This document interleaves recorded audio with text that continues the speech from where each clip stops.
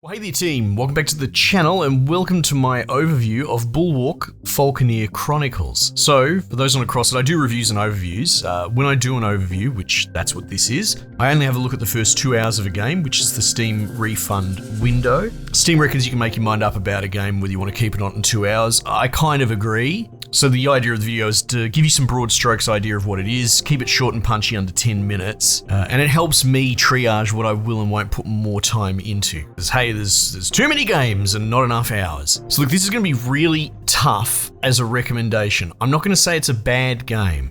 There are aspects of some real kind of interesting, almost brilliance in there. So like on one level, I absolutely will give it to the developer. Good for him, sticking to your guns, going with your, almost avant-garde design systems. This is sort of a sequel. It's like an in-universe sequel to Falconeer, which I'd have to go back and look at it again, but I recall almost violently reacting to that because the controls were just awful, and I will admit maybe I didn't get it. That's fine. And I wanted to like that because I love all sorts of seagoing stuff, and this whole, falcons in a weird island post-apocalyptica or whatever, seagoing stuff. I love all that. Same sort of discipline is in here. For whatever reason, this developer just hates conventional controls, and I don't know whether it's he just doesn't want to make them, or you could call it hubris. Maybe he thinks he knows better and believes that these control styles that he's trying are pushing us in a good direction or whatever. From my time with this so far, I can tell you I find the controls to get in the way of a good time. There is probably a good game here, but the controls are so infuriatingly frustrating. Again, just like the previous game, it's kind of hard to really enjoy it and recommend it. So that's like the thing at the front. There might be a great game in here, and again, I've enjoyed a lot of it. If you're thinking about what 10 games came out today that you want to buy, you're probably going to look at this and go, well, I don't want to have to learn an entirely new control style that even now that I've got the grips of it, across both controller and mouse and keyboard, there's an argument that it's made more for console controller accessibility. But I still find it really clunky and unconventional on controller. So I've tried everything, and I'm as comfortable as you're going to be with the controls, and I'm still telling you they're unwieldy and kind of unpleasant. So that might be enough to bounce you off of it. It is a colony builder, and again, the dev is really going for unconventional. I'm all for going with your own personal vision. That's great, right? We live in a AAA homogenized gaming development space where everything's too safe and doesn't take risks. However, there is an argument for taking too many risks in too many different departments. This game is very big on not hand-holding, right?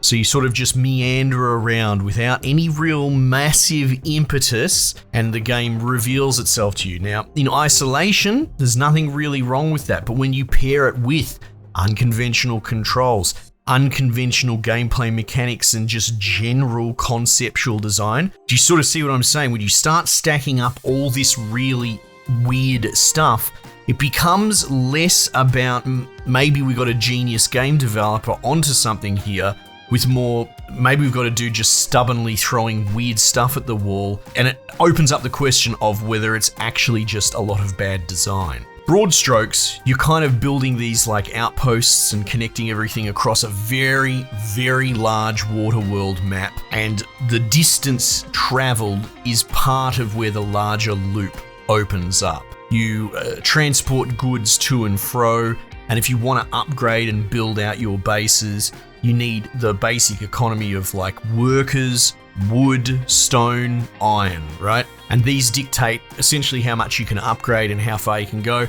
And the resources are measured less in actual volume and more about distance and reach. So the game, because of that principle, is intentionally humongous. And the whole idea is that you're going to build an outpost that's 1 billion miles away from your core sort of production facility or outpost, and then you will set trade lanes with ships across there. These ships in turn can get raided, and then that's where some of the antagonistic busy work comes from, is that you spread yourself kind of thinner and thinner, making these daisy chain trade networks that you sort of have to babysit or put military vehicles to patrol them. Now again, another unusual design decision, but I particularly don't love this, is The only way that you get more outposts, more extractors, I went an hour without getting any new extractors at all. And that's to say, there's a wood deposit island and the only way to get it is with an extractor.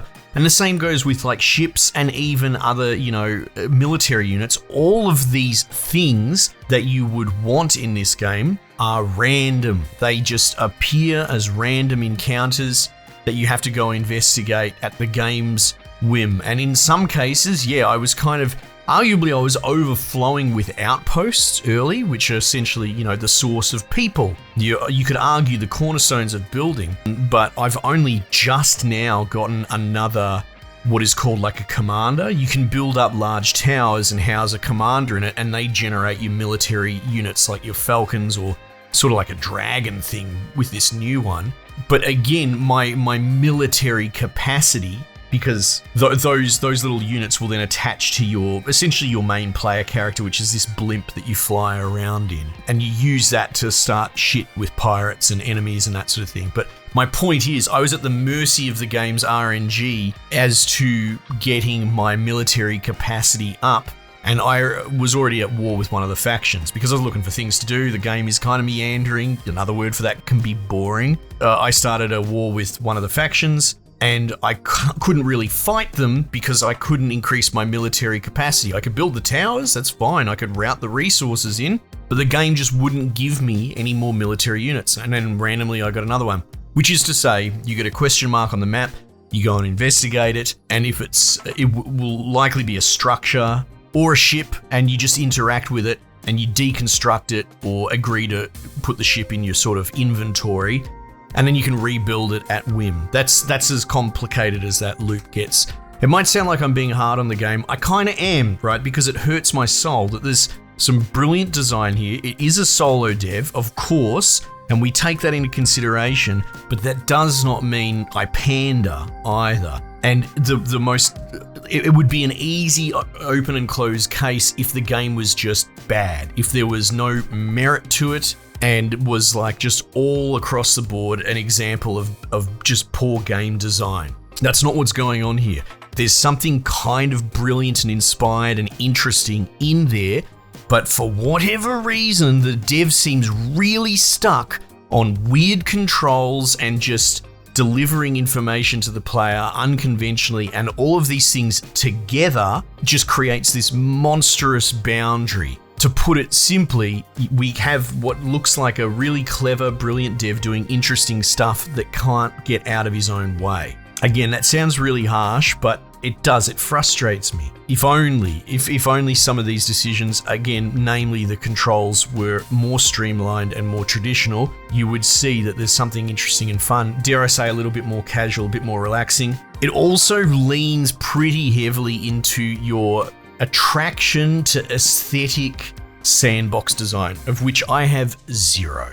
I have no interest in creating sexy, beautiful towers in the middle of nowhere. I don't play The Sims. I don't play these sort of creative, artistic sort of games. And so the building suite for building out your towers and bridges, it's very cool and it's very novel, but broadly speaking, it doesn't really serve any purpose other than, I don't know, making screenshots of cool looking towers. Functionally, I just spam the shit out of foundations until my tower turns into a big fat chodish thing that generates max population. I build as many towers as I need because humans will build more population along the walkways. And so, like, as far as the kind of person that is usually attracted to this sort of game, which is me, which is people, they play things like Factorio, colony builders. They have a more engineering, problem-solving brain, and yet this game is more about obtuse, artistic, creative, aesthetic-driven base design. So I just have these weird, ugly bases that I put 60 seconds into because all of a sudden they're kind of max efficiency as they're going to be. Anyway, I'll stop there because I think I've given you the idea. It's weird, it's unusual. It could be shallow. Because of its intentional large design, it is hard to tell what sort of depth. There is a compelling something in there, and there is a ridiculously high barrier to entry to crack it, to actually get in there and make your proper opinion on it. Will I review it? Look, to be honest, I would really like to play more of this, but as I said before, 2024, best year in gaming. Next year will be an even better year.